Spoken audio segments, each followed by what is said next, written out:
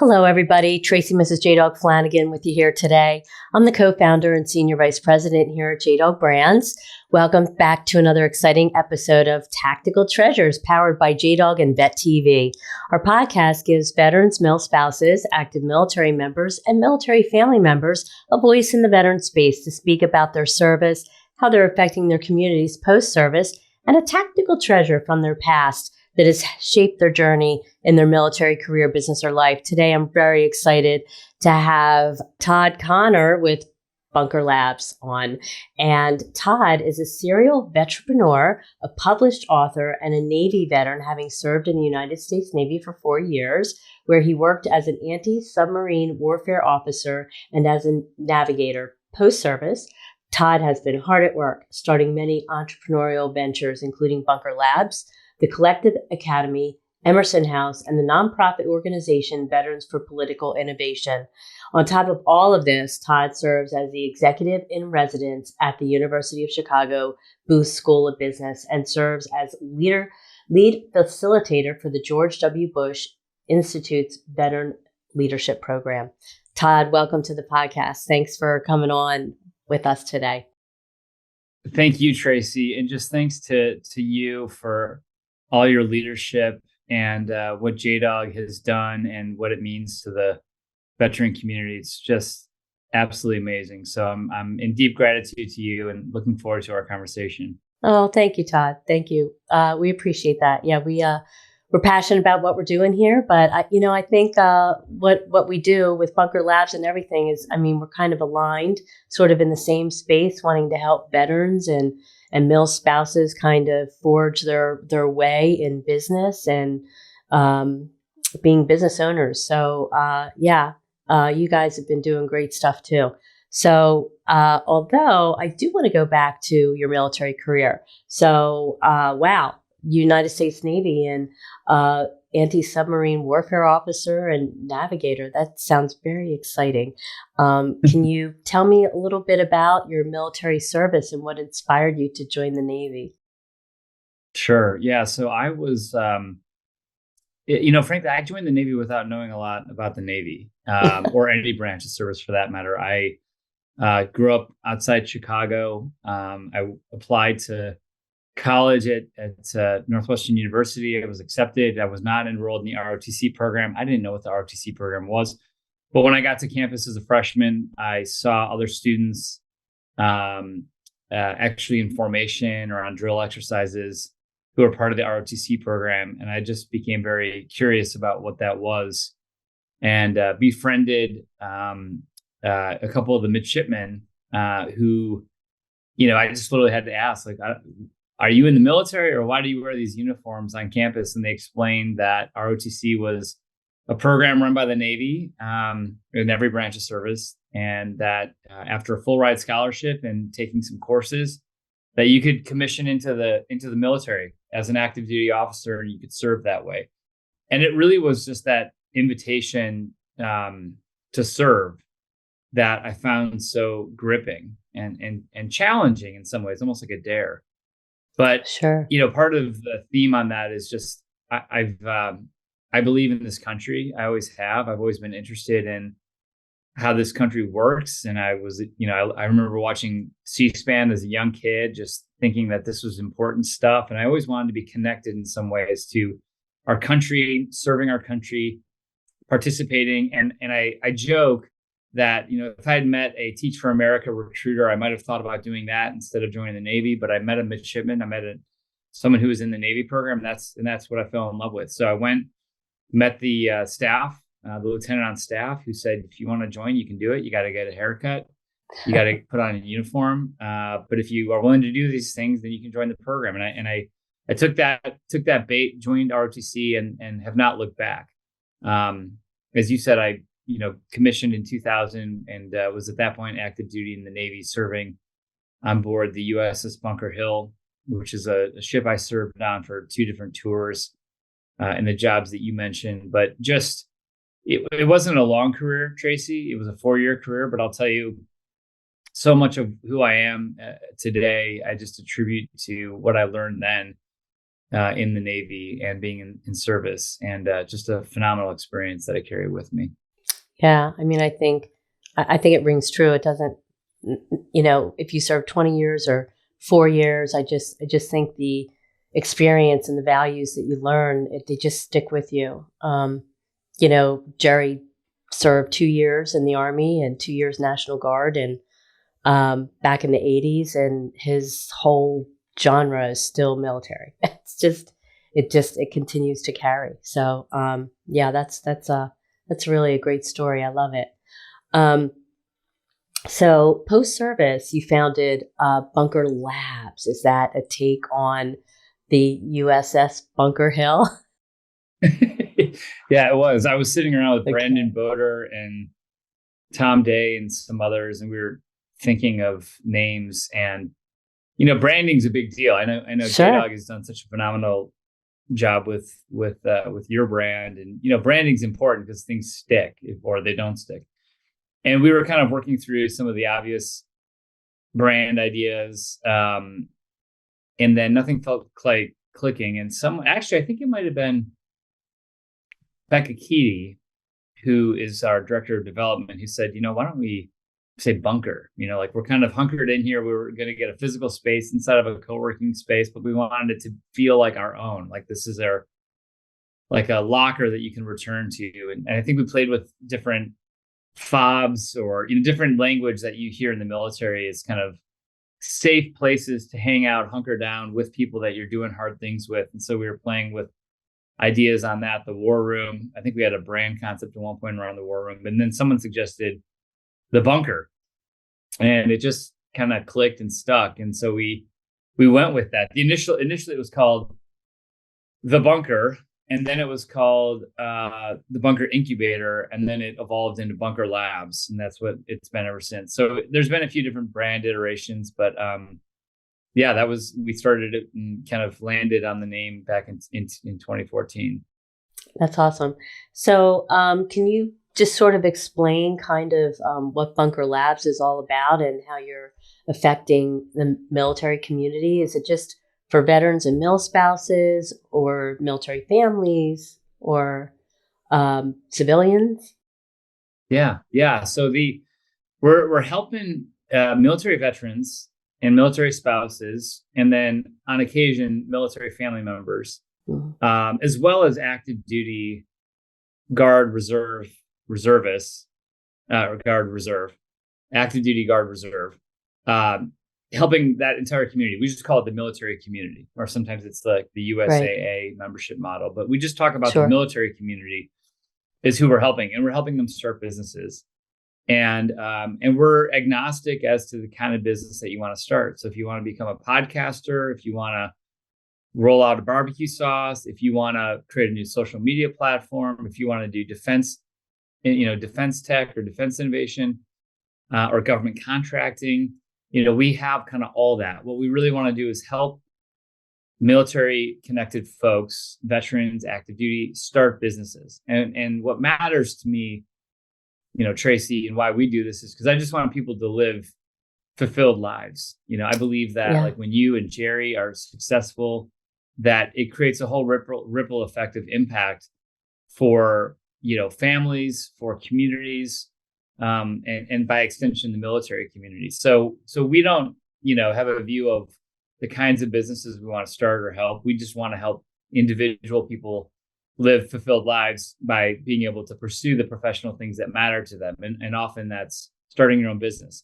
The data is maybe a little bit old, but the last data I saw suggests that 25% of military veterans want to start businesses, but only about 5% are doing it. So there's a gap there. Yeah. And I don't think that gap is a knowledge gap. I don't think it's a talent gap. These are talented folks. They're smart folks. What I do think it is a relationship gap. And the relationship gap, which is to say, if you don't know people that have started businesses, that can then create a knowledge gap. But it's not because you're not smart. It's not because you can't figure things out. It's just that you may not know, coming out of the military, other people that have started businesses. And if you don't have a network of folks, it's hard to move forward. And that's true for everyone. You don't have to be a military veteran. That's not just a thing that's unique to the military community. It's any community that doesn't have access to relationships and networks that can be helpful in starting a business is going to struggle to start a business. So we really are focused on creating, it sounds like a buzzword, but an ecosystem, by hopefully by being involved with Bunker Labs, someone can say, hey, I'd love to do what JDog did, and we can make that connection. We've made that connection before. You and Jerry, Yeah. And so things like that, kind of trying to tighten up the network, tighten up the community. And it's important as we do that we don't isolate ourselves from the entrepreneurial community that exists beyond us.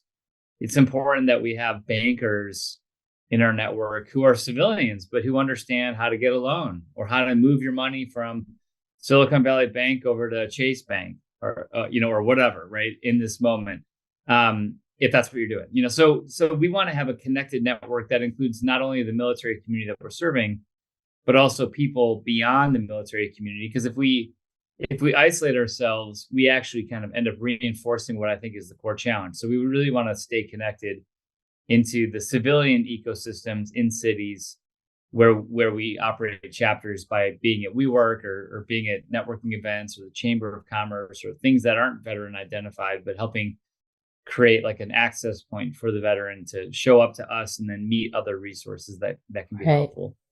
Yeah, I mean, that's totally, I agree with what you're saying there. I mean, when you're building a business, it is all about, resources, where to go to find those resources, and networking. How do you network with people who can help you along the way? I think that's a big portion that obviously sometimes there's a disconnect between the two. So yeah, that's really awesome. Hello, viewers and listeners. I want to talk to you about Grunt Style. Love their stuff.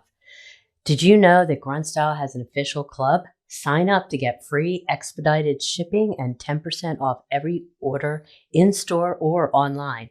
Get unique apparel for members only, delivered to you every month. Unlike re-enlistment, you're not going to want to overthink this. Go to gruntstyle.com and click subscription at the top of the screen. Then follow the prompts. It is so easy, even a grunt can do it.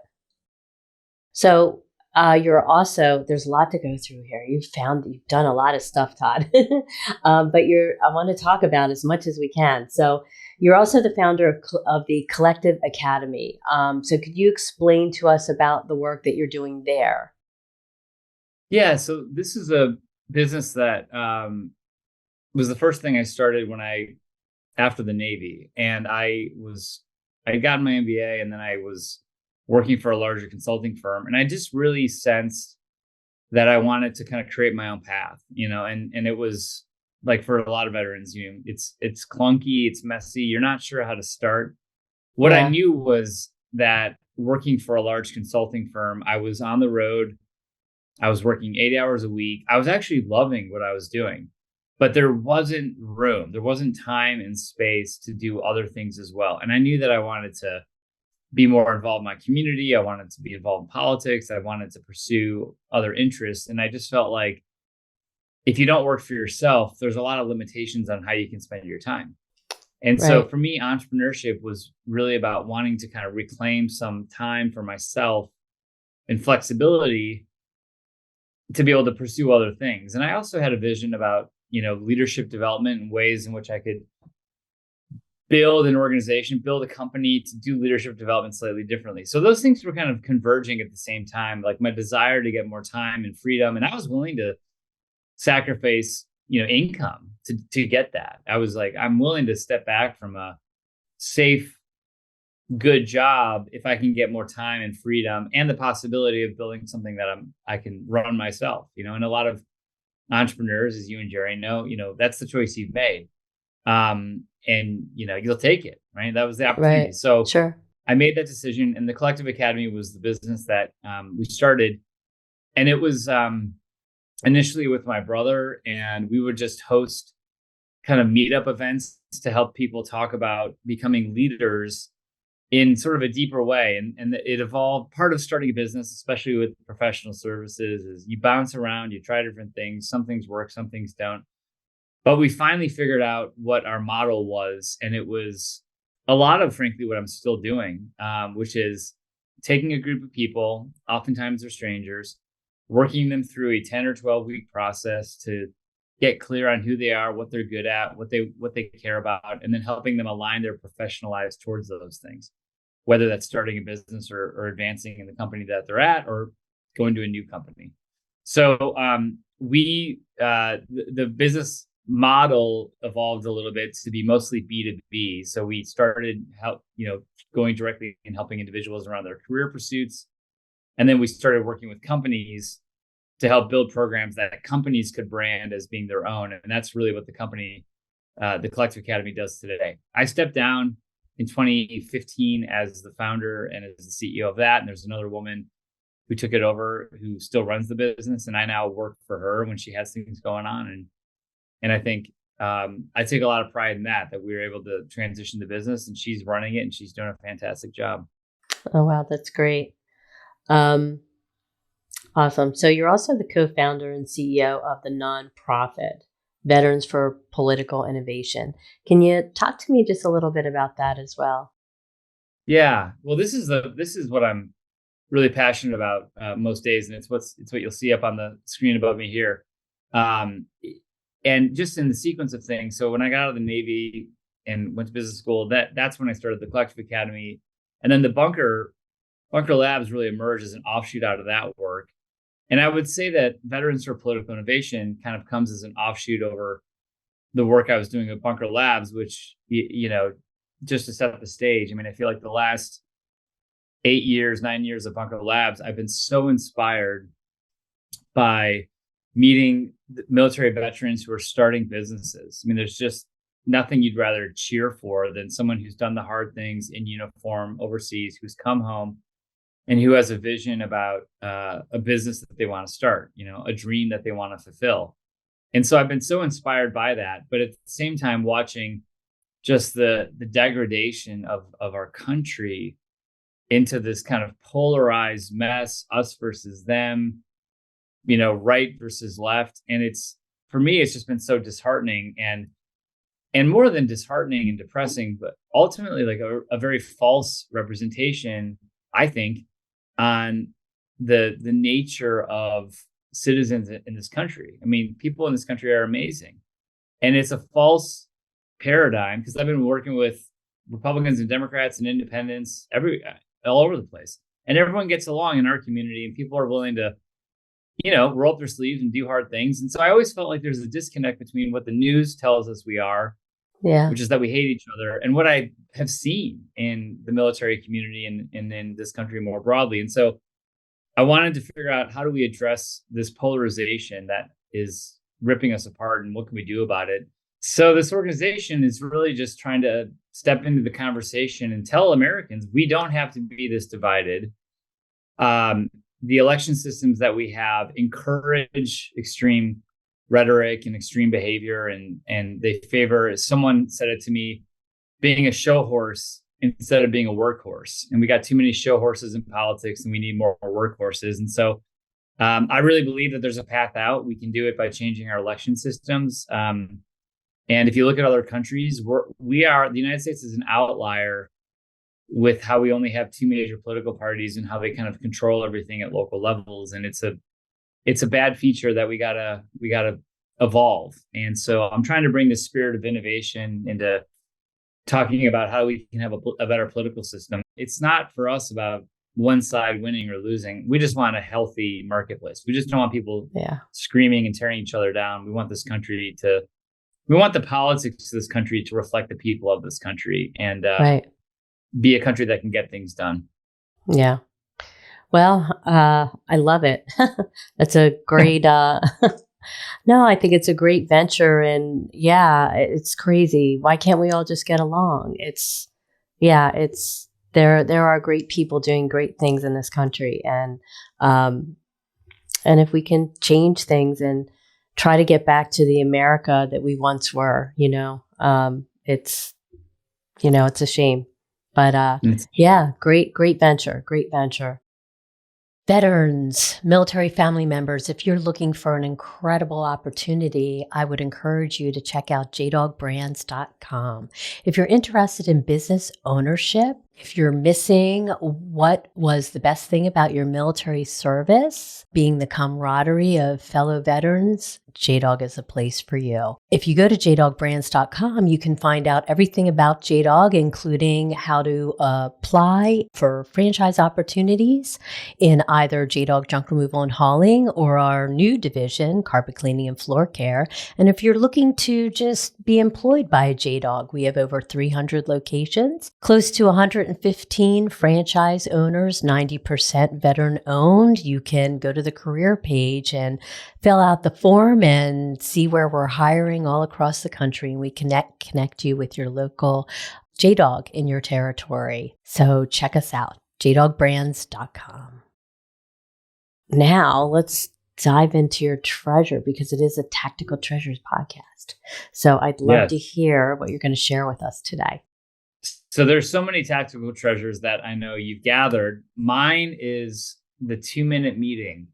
And I run meetings by just asking one question, which is, what's keeping you up at night? And I find it's a way to cut to the core of what the challenges or opportunities are.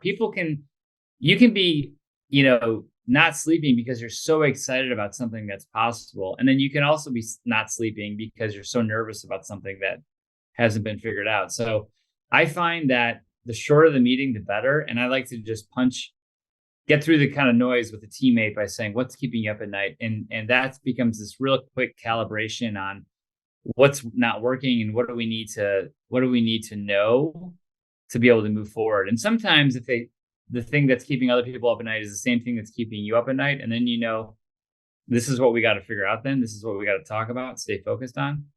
And sometimes, what you hear from others is not the thing that you're worried about. And you can have that conversation as well. So I'm a big fan of the 2-minute meeting. I'm a big, try to limit the number of standing, long meetings that I have, try to not do very many of them.